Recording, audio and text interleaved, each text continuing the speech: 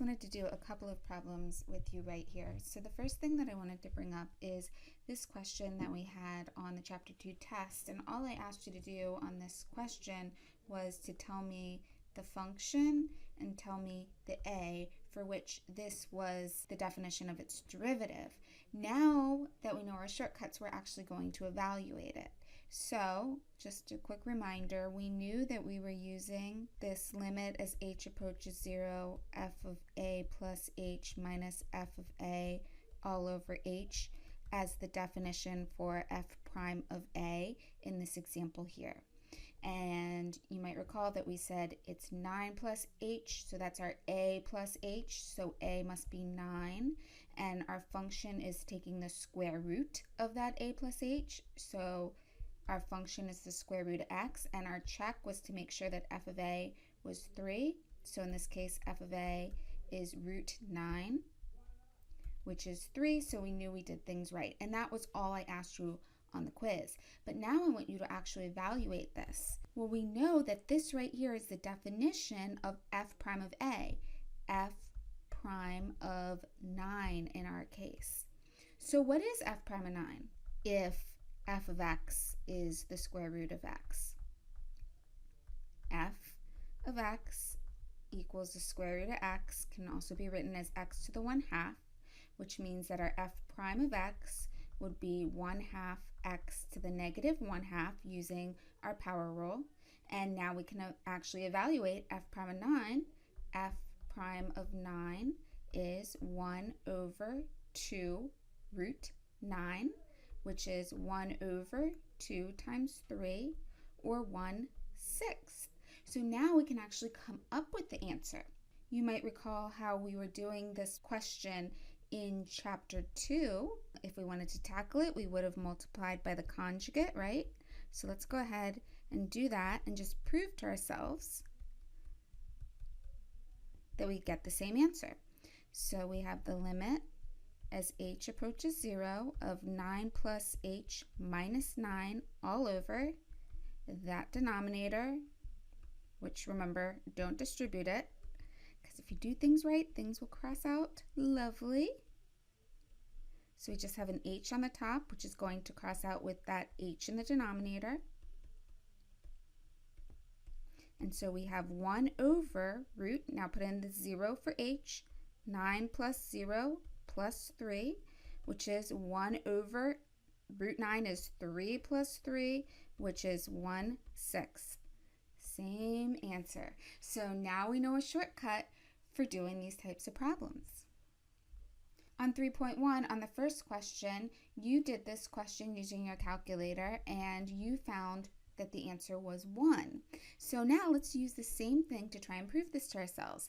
Obviously, we're using the same f prime of a definition, the limit as h approaches 0 of f of a plus h minus f of a all over h. And this is a little bit confusing because I don't see an a plus h. So what plus h equals h? What plus h equals h? Clearly, our question mark has to be 0, right? So let's rewrite this as 0 plus h. Let me just rewrite it here. The limit as h approaches 0 of e to the 0 plus h minus 1 all over h. If I rewrote that, then you could probably tell me the f of x and the a. The a is going to be a plus h, 0, and the f of x is going to be e to the something, so e to the x, right? And so let's go ahead and solve this problem, because remember, this should be our answer to f prime of 0 in this case. So let's see if it is. F of x equals e to the x means that its derivative is also e to the x. And so f prime of 0 is e to the 0, which is indeed 1. So that's how you solve that problem right there. Now, this was question number 13 from your 3.3 bookwork, and I didn't give you the answer in the answer key to this particular problem. I did a different one. So the problem with this is we know we need to apply the product rule in finding the derivative, but we have 3 things, this times this times this. So what we're going to do is we're going to group it into 2. So I'm going to say this is the first and this is the second. If you had grouped it like this is the first and this is the second, that's fine too. Your work would be a little bit different in this process. The derivative is the derivative of the first, which is 1, times the second, plus the first times the derivative of the second. And in order to do the derivative of the second, I need to now say this is my first and this is my second, okay? So this is the derivative of the first times the second, and this is the first. And now this big thing that I'm about to do is going to be the derivative of the second, okay? So in order to do the derivative of the second, I need another product rule. So it's a product rule inside a product rule.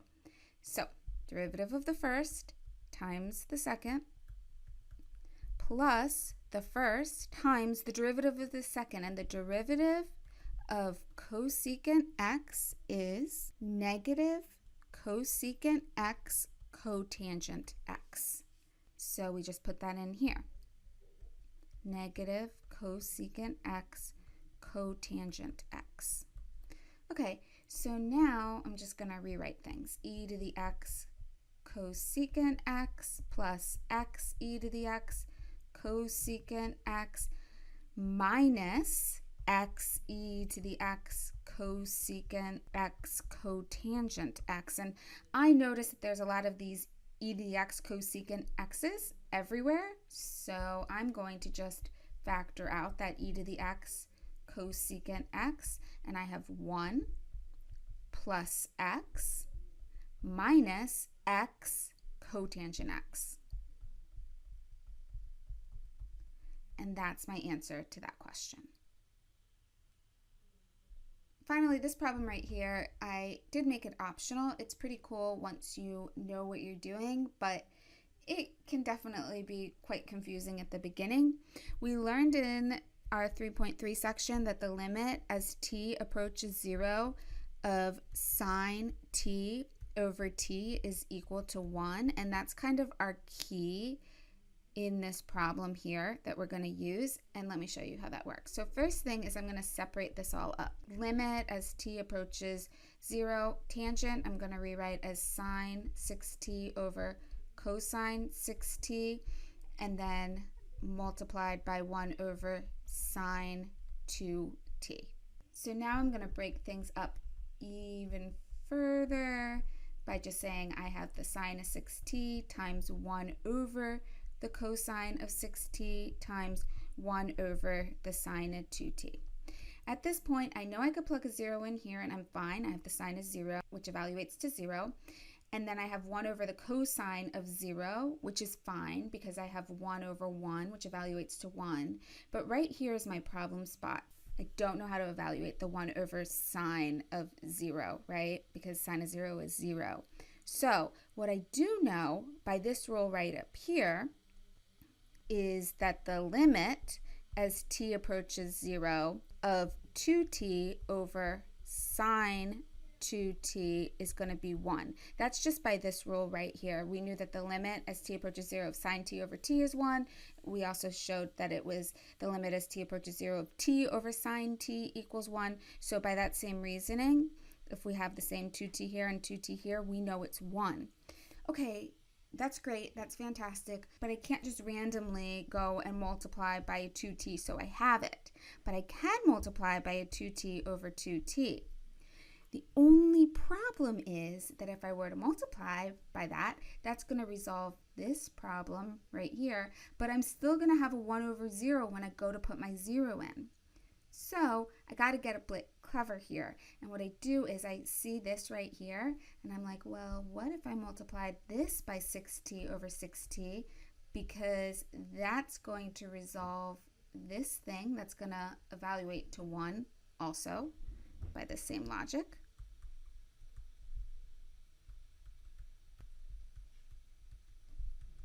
And so at this point, honestly, I just need to trust the process for a moment. So the limit as t approaches 0, I'm just going to rewrite things for a quick moment. I'm going to group kind of these things I was thinking in my head. I have the 6t. I'm going to just leave it off the side over here. And then I have the 1 over cosine 6t. and then I have this 2t over sine 2t, but then I had this 2t on the bottom, so I'm going to just put it over here. Maybe you're seeing something cool here. Remember, we said this goes to 1, and then we know that the cosine of 0 is 1, so this is going to go to 1. This goes to 1, and then what is 6t over 2t? Well, that's just 3, and there, right there, is our answer. So that one's definitely a challenge, but kind of just fun to play around with.